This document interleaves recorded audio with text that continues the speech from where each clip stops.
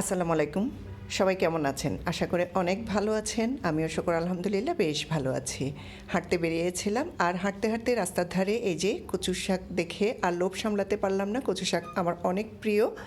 তবে শাকগুলো কেমন যেন একটু বুড়া, বুড়া ছিল। তারপরও যেহেতু চোখের সামনে পড়ল তাই লোভ সামলাতে না পেরে বেশ কিছুটা কচু শাক আমি নিয়ে নিলাম। এরপর শাকগুলোকে ভালো করে বেছে নিলাম, কারণ শাকের ভিতর অনেক সময় পোকা থাকে। পাতাগুলোকে ভালো করে মেলে মেলে এরপর পাতাগুলোকে টুকরো করে কেটে সিঙ্কের মধ্যে আমি ভালো করে ধুয়ে নিচ্ছি। আর ধুতে গিয়ে দেখলাম যে কেমন যেন হাতের মধ্যে একটু কুটকুট করছে, তার মানে এটা ভালোই গলা ধরবে, তাই একটু গ্লাভস পরে নিলাম।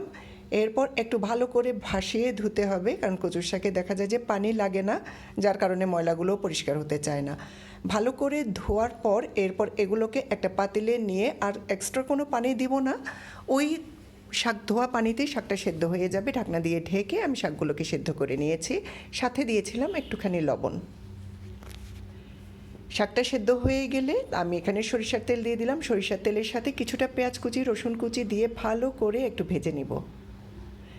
এরপর এখানে আবারও কিছুটা লবণ দিয়ে দিব। তারপর এখানে রসুন আর আদা বাটা একসাথে করে রেখেছি, অর্থাৎ ডবল রসুন এবং অল্প একটু আদা দিয়ে ভালো করে আমি কষিয়ে নিচ্ছি। তারপর এখানে হলুদের গুঁড়ো, মরিচের গুঁড়ো, ধনে জিরা, সেই সাথে গরম মশলা গুঁড়ো একসাথে করে আমি দিয়ে দিচ্ছি। গোটা গরম মশলাও দেওয়া যায়, তবে আমি এখানে গুঁড়ো গরম মশলাটা ইউজ করেছি, আর এতে করে খেতে অনেক ভালো লাগে। ভালো করে কষিয়ে নিব। তারপর একটু হালকা পানি দিলাম, পানি দিয়ে আরও কিছুক্ষণ কষিয়ে নিব। ভালোভাবে কষানো হয়ে গেলে আগে থেকে সেদ্ধ করে রাখা কচুর শাকটা দিয়ে দিচ্ছি।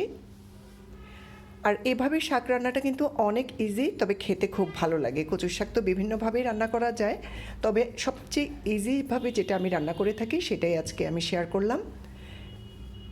শাকটা দেওয়ার পর আমি আবারও ভালো করে কিছুক্ষণ নেড়ে চেড়ে দিলাম। আর এখানে এই যে বোম্বাই মরিচগুলো কচুর শাকে শেষের দিকে দিলে অনেক ভালো লাগে, খুব সুন্দর স্মেল আসে। তবে অনেক বেশি ঝালের কারণে আমি এটা না দিয়ে আমি একটা বাতাসা মরিচ নিয়েছি, আর বাতাসা মরিচের স্মেলটা অনেক সুন্দর, কিন্তু সেই তুলনায় ঝালটা একটু কম। তাই বাতাসা মরিচটা দিয়ে আবারও নেড়ে চেড়ে কিছুক্ষণ শাকটাকে রান্না করব।